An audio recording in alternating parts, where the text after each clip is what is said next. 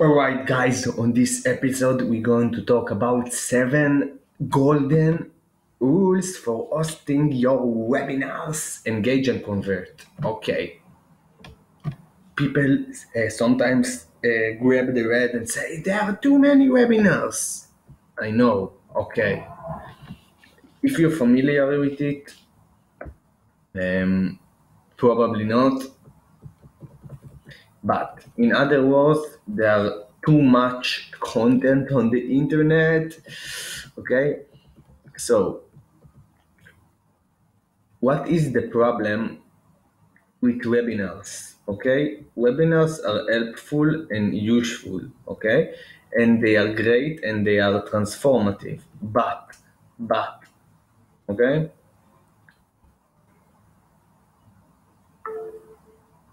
so in full disclosure, I want to say my ratio between people who webinar attended and webinar registered for is not so good. I'm guessing yours isn't either. And I don't always stay until the end because sometimes there's something more important comes, and other times simply because distraction get better of me. Okay, it happens. Why? Let me say this to you about webinars. There are too many webinars. Okay, most of the webinars need a minimum of 30 to 45 minutes to teach you something valuable.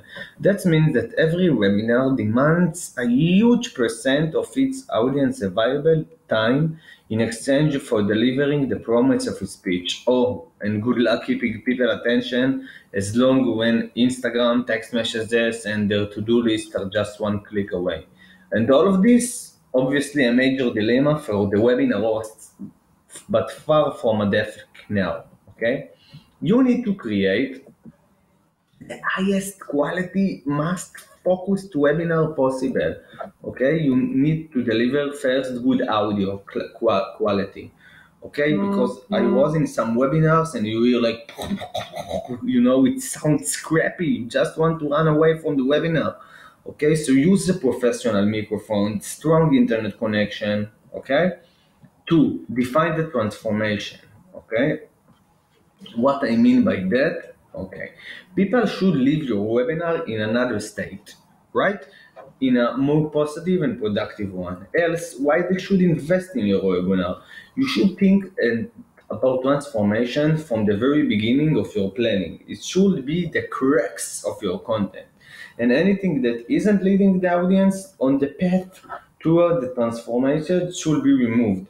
Say you are now planning a webinar to teach clumsy people how to walk and chew gum at the same time. Your title might be something like Never Trip Again, learn the 5 indisputable keys to walking and chewing a gum at the same time. That's a compelling promise. If I attend this webinar, I will be exact to transform into someone that knows these 5 elusive keys to walking and chewing gum at the same time. Okay? It's awesome. Because the journey to transformation is what keeps people so engaged, right? Now, three, make it memorable. Want to maximize the trust and authority of a potential webinar, help people achieve a transformation or solve a problem long after the event has ended. And the way to do it is simple. To make your presentation memorable, here is an especially important point. As soon as your webinar ends, what are your attendees faced with? Emails to catch up on, dogs to walk, Facebook rabbit holes to get lost in, right? If you give people something memorable to walk away with, something will stick on their heads, something they might repeat later to themselves, and then I got a better chance of you helping them. 4. Plant your tent poles. If your job as a webinar host is to prop up your audience members if they start to sag, okay? Do you have a complex concept to explain? Perhaps you should follow explanation with a compelling story that illustrates it. You can lose an audience member temporarily without losing them for good. Planning tentpoles ahead of times will keep your audience engaged. 5 and last. Manage questions strategically. Right? Okay. Now, let me give you some tip. If the goal of the webinar is to sell something and someone asks you a question about the product, stop and answer the questions. Don't accept the person to wait around until the end. Plus, if the one person has a question, then other people probably have the same question. By stopping to answer it, it might overcome 10 objections at once. If a question um, come in that seeks immediate clarification on a statement or a slide, stop and answer the question. Right? Cool. So you don't want to create experience that your audience waiting for questions. So set the proper expectation about questions. Right? Record evergreen content. What does it mean? It means the time that you create the webinar should pay off long after the live season is over. You just have to plan for it to be used as an evergreen way. And there is some way. Okay, you can use the slide deck and the presentation on multi-live webinars or recurring series. You can record the webinar once and then use replay as an opt-in incentive or as part of a course or education library.